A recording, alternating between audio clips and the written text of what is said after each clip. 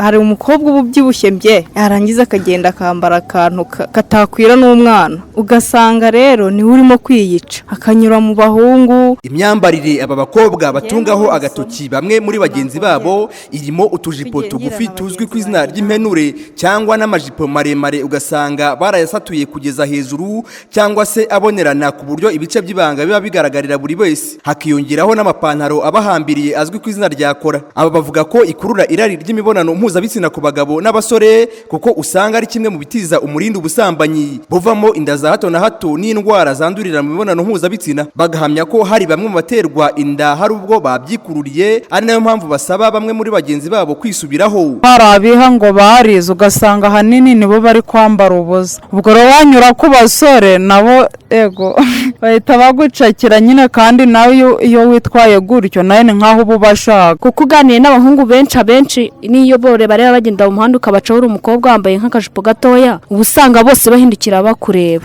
Ubwo rero uribaza uri nk'umukobwa wagiye gusura nk'umuhungu ukagenda yambaye ku kajipo, ntabwo wamucika. Njyewe nabonye isomo, ntabwo nakongera. Tugiye ngirana bagenzi banjye inama, ntabwo tuzongera kugira ngo twiyice.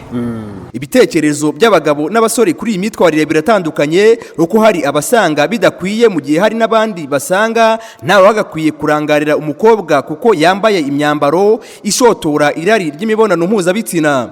Nk'abakobwa bakunda kuvuga ngo umuntu yambaye pati imwe akambara nk'akajipo ka pati imwe kagera munsi y'ibibero ho gato. Ni ikibazo gikomeye cyane, aho kugira ngo agende yambaye yikwije aragenda yambaye ubusa mu muhanda. Mu muco nyarwanda ibyo bintu nta hantu biri ko umuntu agomba kwambara ubusa. Ko kujya kurangarira umwana w'umukobwa kuko yambaye ijipo itajyanye wenda n'umuco nyarwanda ngufiya, ariko ntabwo byakabaye intandaro yo gufata igihe cyo kwitegereza wa muntu kandi hari ibindi wagatekereje.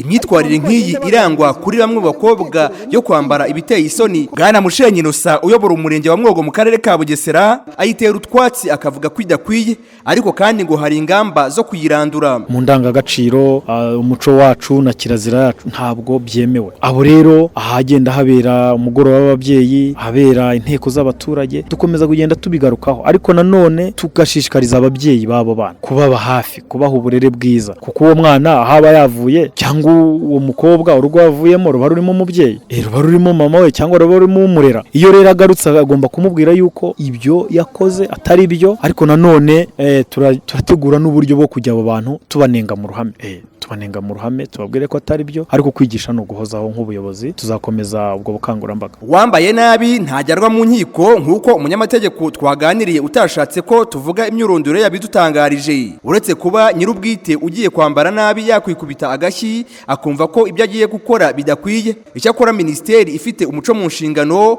n'izindi nzego zishinzwe umuco zivuga ko zikomeje kwihanangiriza abafite imyitwarire nk'iyi. Polisi y'u Rwanda nayo yihanangiriza abambara ubusa cyangwa imyambaro igaragaza ibice by'ibanga mu ruhame ko bashobora kubihanirwa. Na Spiridiyo Habimana mu karere ka Bugesera.